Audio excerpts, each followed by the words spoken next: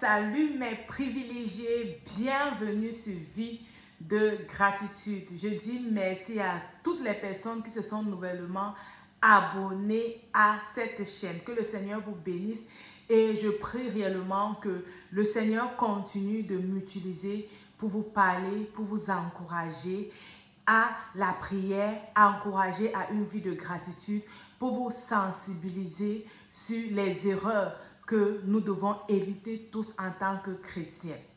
Si toi, tu n'es pas encore abonné, n'hésite pas de t'abonner, de me laisser un commentaire et aussi de partager la vidéo autour de toi pour bénir plusieurs autres personnes. Alors, aujourd'hui, je vais te donner les différents points de prière qui vont t'accompagner déjà dans le choix du conjoint ou alors qui vont t'aider dans ta vie en tant qu'épouse. Dans la dernière vidéo que j'ai postée sur cette chaîne, je vais te mettre le lien en commentaire. Je t'ai annoncé que je devais te donner ces différents points. Pourquoi est-ce que je te donne ces points? Parce que ça va t'aider. En fait, ça va t'aider. Ça, ce sont les points qui m'ont moi-même aidé dans le choix du conjoint. Ce sont les points qui m'aident aussi dans ma marche avec Dieu, dans ma vie de couple, ma vie en tant qu'épouse, ma vie en tant que mère. Si toi, tu ne veux pas rater ces différents points de prière que je vais te donner, je t'encourage à rester, à écouter cette vidéo jusqu'à la fin. Il y a les différents points, il y a les différentes étapes.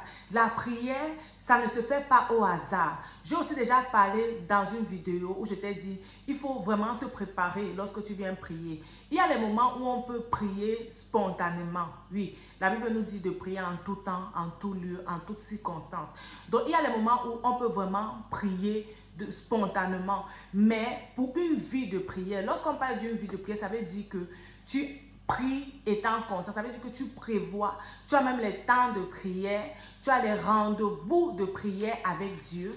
Et quand tu viens dans tes rendez-vous de prière, tu as les sujets que tu vas apporter devant Dieu. Ça peut être pour des personnes que tu aimes, ça peut être pour ton travail, ça peut être pour la nation, ça peut être pour tes dirigeants et ça peut être aussi pour toi-même, pour les désirs de ton cœur.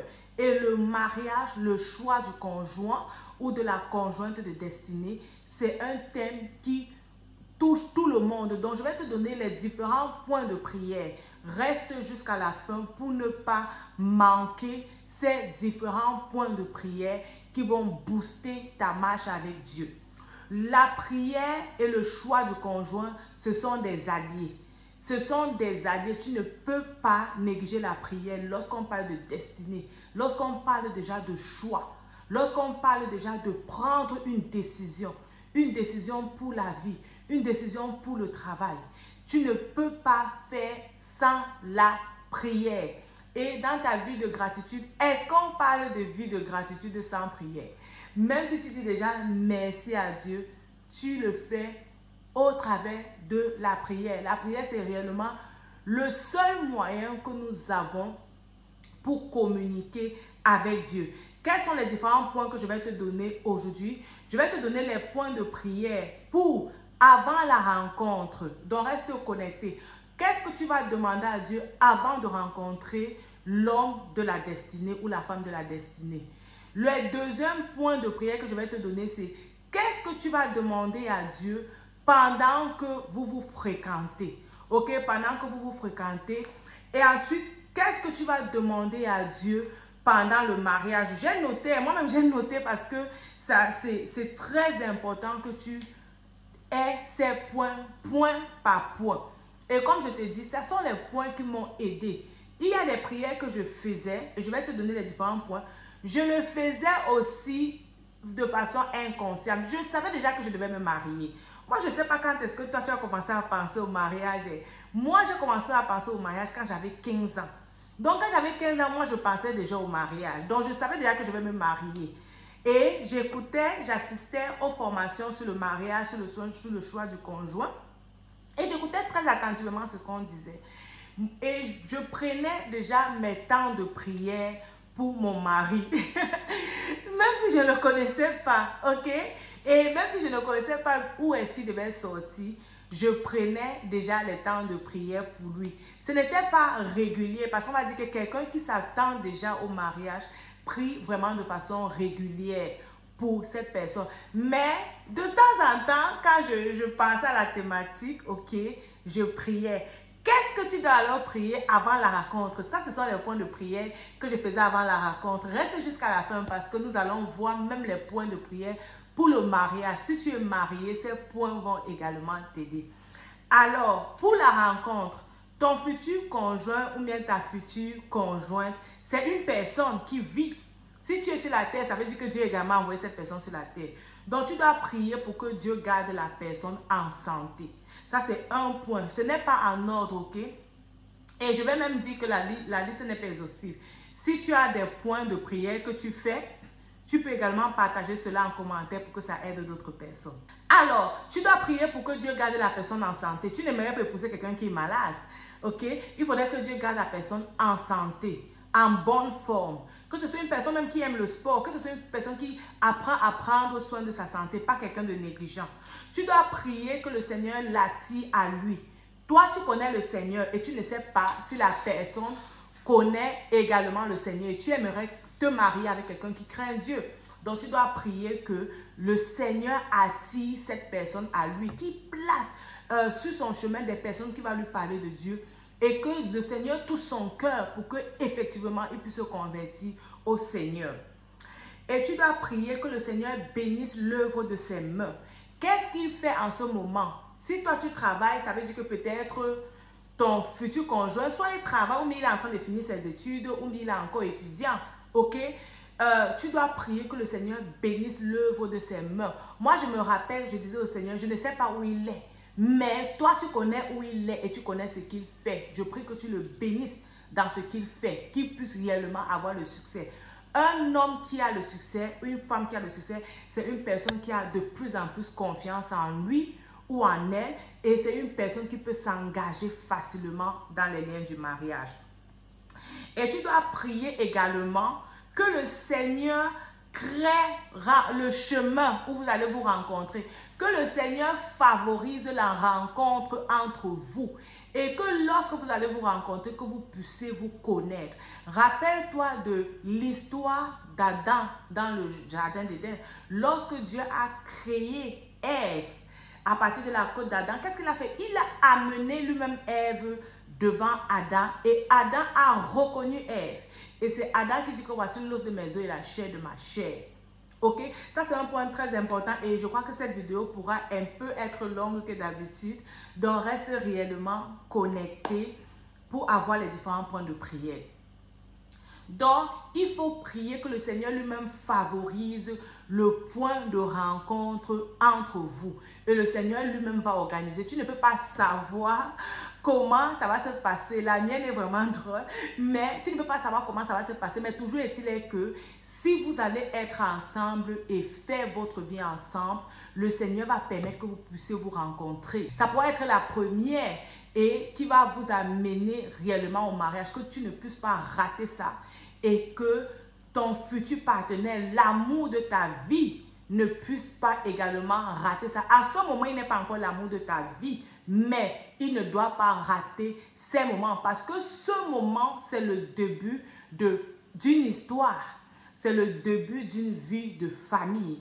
Et comme Adam a reconnu Ève, et Ève n'a pas dit non, ok, que le Seigneur permet que vous puissiez vous rencontrer. Et ça nous conduit maintenant au deuxième point de prière qui sont les sujets de prière pendant les fréquentations.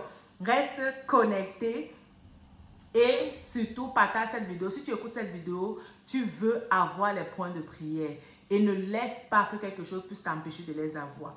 Alors, pendant les fréquentations, on ne prie pas n'importe comment. Et on ne prie plus les sujets d'avant la rencontre parce qu'on est ensemble. Maintenant, on est en train d'apprendre à se connaître. Quels sont donc les différents points de prière que tu dois avoir? Tu dois prier que vous vous entendez bien. Ça, c'est très important. Que vous parlez le même langage. Que tu ne sais pas qui parle le chinois et toi, tu parles le français. Maintenant, vous ne comprenez pas ce que vous êtes en train de dire. Ok? Tu dois prier que le Seigneur permette que vous vous entendez bien. Que le Seigneur, Que le contact passe bien entre vous, ok? Que le contact passe bien, que ça puisse vraiment vibrer en phase, que vous puissiez parler le même langage, que vous puissiez avoir même les mêmes désirs, les mêmes passions, que vous puissiez être ensemble, même passionnés pour Dieu. Tu vois un peu, que le Seigneur rende cela favorable. Et tu dois également prier que le Seigneur permette que la demande puisse être faite pendant les fréquentations. Tu vois un peu, que la demande puisse être faite. Il y a des gens qui se fréquentent toute leur vie. Ah, tu dis, ah, c'est un bon ami, c'est une bonne amie. Il y a tout qui est fait pour que vous puissiez vous marier. Non, mais c'est un ami, c'est une amie. Qu'est-ce qui bloque? Quel est le voile qui bloque, qui fait qu'ils ne te reconnaissent pas? Ou bien que toi, tu ne le reconnais pas? Ça, c'est le voile-là doit tomber. Et ça tombe seulement avec la prière. Donc, ce n'est pas les amis à vie qui perdent le temps. Si vous êtes amis à vie, ça veut dire que vous pouvez être mari et femme. Parce que mari et femme, la Bible dit que c'est jusqu'à ce que la mort vous sépare. Donc, ça, c'est aussi une relation à vie. Ok? Donc, que le voile tombe réellement, que vous puissiez vous reconnaître et que vous puissiez entrer dans les fiançailles. Et ça, c'est un autre point que je n'ai même pas cité. Pendant les fiançailles, parce qu'il y a les fiançailles aussi qui se rompent, il y a les fiançailles qui n'aboutissent pas. Pendant les fiançailles aussi, ça c'est un plus que je te donne, il y a les points de prière que tu dois avoir. Donc, priez pendant les fiançailles que la paix et l'harmonie règnent entre vous, que vous soyez soudés. Que vous soyez soudés, la paix et l'harmonie.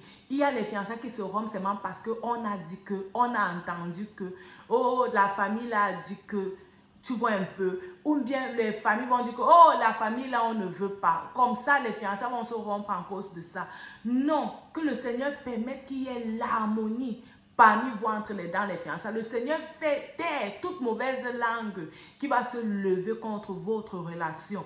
Toute mauvaise accusation qui peut amener la suspicion dans votre relation. Que le Seigneur fait taire toutes ces langues-là. Et que le Seigneur permette que les familles puissent vous donner leur bénédiction. Que les familles vous donnent leur bénédiction. J'ai parlé de ça dans une vidéo où j'ai parlé du prophète Ferdinand Ekane.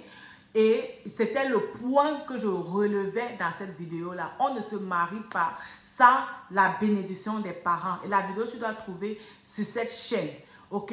Donc, réellement, prendre le temps de prier que les parents vous donnent leur bénédiction. Et maintenant, il y a certaines choses aussi qu'on apprend pendant les fiançailles. Je ne vais pas parler de ça ici. Si tu voudrais en fait que je te donne un peu les astuces sur comment vivre les fiançailles, ok? Comment vivre les fiançailles, comment vivre les fréquentations, pose-moi la question en commentaire et par la grâce de Dieu, je vais te partager les astuces basées sur la parole de Dieu. Alors, que les familles vous donnent les bénédictions, que les fiançailles se passent bien. Ça, ce sont les choses que vous devez prier. Et là, maintenant, même quand on est fiancé, on se met ensemble pour prier par rapport à ça. On se met réellement ensemble. On ne prie pas, on prie séparément, mais on prie aussi ensemble parce que vous êtes déjà en train de commencer la fondation de votre vie de couple, la fondation de votre mariage, la fondation de votre union. Maintenant, quand tout est fait, quand tout se passe bien, on s'est rencontrés par la grâce de Dieu, on s'est aimé, on s'est apprécié, on s'est promu l'un à l'autre, on a eu la bénédiction des parents. Qu'est-ce qui vous empêche de vous marier? Ne repoussez pas le mariage. Il y a des gens qui repoussent le mariage à cause des grosses fêtes et tout et tout. Après les fiançailles durent, les fiançailles se rompent, on dit que c'était le diable. Ce n'était pas le diable, s'il vous plaît. Ce n'était pas le diable, c'était votre désir de faire les choses hors de la volonté de Dieu avec votre orgueil et vos désirs personnels. Donc, quand tout va bien, mariez-vous. Quand tout va bien, mariez-vous. Ok? Et qu'est-ce qu'on prie alors pendant le mariage ou après le mariage? Bon, pendant la cérémonie, la préparation, c'est clair que vous devez prier que l'événement se passe bien, qu'il y ait la bénédiction de Dieu, qu'il y ait la joie, qu'il y ait la paix, qu'il n'y ait pas d'incident et tout, ok? Oui, ça c'est un autre point, la préparation du mariage, comment on prie pour ça. Maintenant, ce que je vais te donner, c'est après le mariage. Parce que après le mariage, là, c'est là que la vie commence. c'est là que les choses commencent. Vous avez cru que vous vous connaissez. Dans le mariage encore, on se découvre et c'est même là-bas qu'on commence à se connaître. Ok? Je connais une personne qui dit que les 3 premières années du mariage, ce sont les années les plus difficiles. Et les couples même s'arrêtent à ce niveau-là. Ou alors, il y a les chagrins qui naissent dans les cœurs, qui ne sont pas guéris. Et ça fait que les couples ne sont pas épanouis, les conjoints ne sont pas épanouis à cause de ces choses qui ont commencé au début et qu'on n'a pas vu venir et qu'on n'a pas su le piège que cela devait amener dans le mariage.